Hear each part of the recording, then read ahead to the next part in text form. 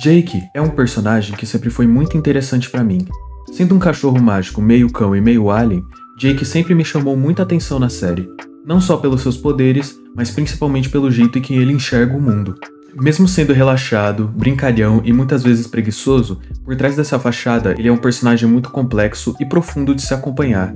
Jake é, em vários momentos, o guia e a figura adulta na vida do protagonista. Ele quem aconselha e ajuda Finn quando precisa, fazendo um bom contraste com Finn, que é aquela pessoa que ainda está conhecendo o mundo. Enquanto Jake é um personagem mais maduro, sábio e que costuma aceitar as coisas como elas são, eu sempre enxerguei Jake como o guia do Finn em vários momentos. Ele não é perfeito, claro, ele erra, é preguiçoso, às vezes até egoísta, mas Jake é inegavelmente um personagem experiente e que dá ótimos conselhos a Finn na maioria das vezes. Uma coisa que sempre me deixou muito intrigado sobre o Jake era o modo em que ele encarava sua breve vida, e a visão que ele tinha sobre o mundo, e no episódio A Nova Fronteira, nós vemos um bom exemplo sobre isso. Nesse episódio, vemos Jake tendo um sonho profético em que está sufocando no espaço com a coruja cósmica. Depois de Jake acordar de seu suposto sonho de morte profético, em que a própria coruja cósmica aparece, confirmando que é um evento que vai acontecer, nós vemos o quanto Jake encara a finitude dele de maneira tranquila. Esse momento poderia gerar pânico em qualquer personagem, mas Jake mantém uma serenidade admirável. Jake não corre dela, ele não se desespera e não tenta trapacear o destino. Ele a encara de frente e a aceita de braços abertos.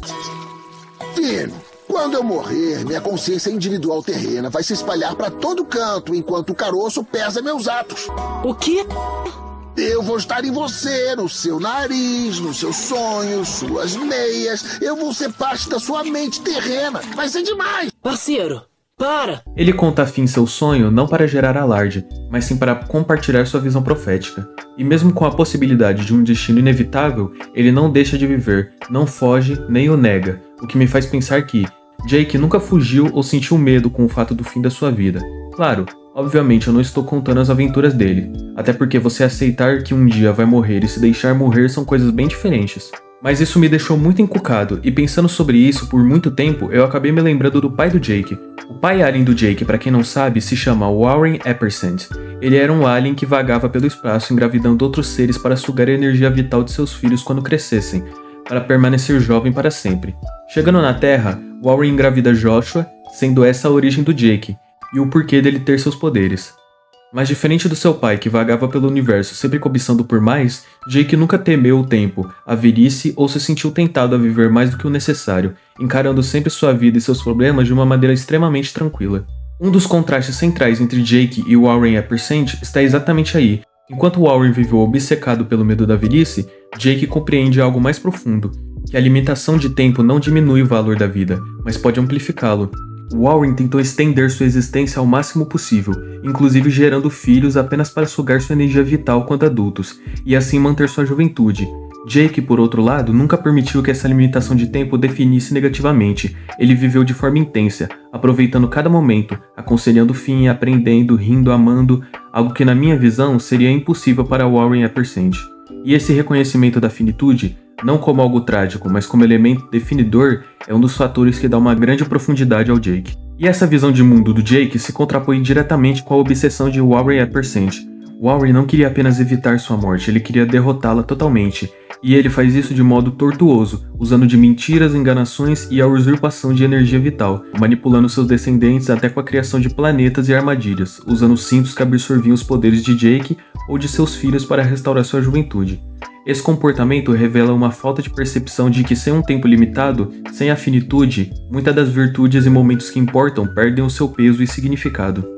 Jake também não é apenas alguém que aceitava a vida somente como ela é. Ele também transforma essa aceitação em sabedoria prática, sendo o mentor do Finn, conselheiro, alguém que mostra outros pontos de vista. Quando o Finn age por idealismo, por impulso, Jake oferece a serenidade da experiência, da compreensão de que algumas coisas não são controláveis, mostrando que uma vida breve, bem vivida, pode ter valor maior do que 1000 anos vazios sem significado. Ele sabe que dor, perda, mudança são parte inevitável do fluxo da vida. Ele não tenta mascarar isso. Ele não fantasia sobre a eternidade. Ele vive no presente, aceitando o incerto. E isso já é algo extraordinário frente ao ideal de Warren de controle absoluto sobre seu tempo. Um outro ponto interessante é a própria linhagem do Jake. Seus filhos com Lady Iris ilustram esse contraste de forma dramática. Eles são meio cães e alien por parte de Jake e também são meio iriscórnios. Poderes fortes, maturidade precoce e uma expectativa de vida ainda mais curta se comparada do Jake. Essa é uma espécie que carrega o pacote inteiro: força, sabedoria, consciência de limitação. Eles não se veem como vítimas por envelhecerem rápido. Ao contrário, aprendem cedo, encaram o mundo com olhos de quem sabe que o tempo para aprender, amar, fazer escolhas é curto, e isso os torna incrivelmente densos emocionalmente, mais sábios do que muitos seres que vivem mais do que eles. Um exemplo disso é a própria Beth, uma descendente do Jake de 1000 anos no futuro. Mesmo sendo evidentemente mais nova do que o Simon, ela ensina uma lição a Simon e abre os seus olhos para aquela situação em que ele se encontrava. E não só isso, mas a Beth até compara o conhecimento e a maturidade do Simon ao de uma criança. E no episódio Jake, o Filho das Estrelas, quando Warren revela suas verdadeiras intenções para Jake, onde ele iria tentar sugar os poderes dos descendentes de Jake para restaurar sua juventude, e Jake, ao descobrir isso, enfrenta o pai com coragem, compaixão e firmeza. Ele joga Warren em um buraco negro, derrota sua manipulação, protege seus filhos e, ainda que saiba que não vive uma eternidade, escolhe a dignidade e o papel de um pai verdadeiro, aquele que preserva, que guia e que ama. Então, quando pensamos em Warren Epperson, nós vemos alguém que usava seus filhos como meros instrumentos para estender sua própria existência, não como seres com valor, mas como fonte de energia vital. Esse é o erro central dele, que vai muito além do ato de engravidar um cão, ironicamente o ser que vive bem menos, mas que geraria a prole que iria ser responsável por estender sua vida. O erro foi acreditar que prolongar a vida significava evitar a morte, ou a punição que sofreria. Mas, ironicamente, esse medo o impediu de experimentar verdades essenciais, afeto sincero, propósito, conexão profunda, que Jake, com uma vida limitada, viveu plenamente. A prisão da imortalidade pode ser muito pior do que a liberdade de um tempo curto. No fim, Jake não deixa de ser herói, mas muito além disso, ele é um lembrete de que viver é mais do que existir, é amar, escolher, perdoar, crescer. Jake mostrou que propósito, presença, verdade e aceitação, mesmo em face da morte, são vitórias reais. E talvez, se Warren tivesse entendido isso antes, ele não teria cometido o erro que moldou tanto sua história, mesmo esse erro sendo aquele que deu origem a algo maravilhoso, sendo Jake aquele que seguiu o caminho que Warren nunca conseguiu enxergar, e sendo tudo que Warren nunca conseguiu ser. O maior erro de Warren Epperson não está somente em um ato físico, como engravidar um cão, que trouxe o nascimento de Jake e sua futura derrota no processo, mas está também em sua falha filosófica. Ele nunca entendeu que qualidade de vida, propósito, amor e consciência têm valor real.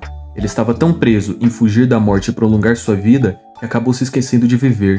Enquanto Jake, com apenas algumas décadas, construiu amizades, criou filhos, guiou o fim, enfrentou dilemas morais, mostrou compaixão, sorriu, chorou, aceitou seus limites e após sua morte ele alcançou o mais alto plano astral para qualquer alma, chegando a um verdadeiro nirvana e alcançando a suprema paz em seu espírito.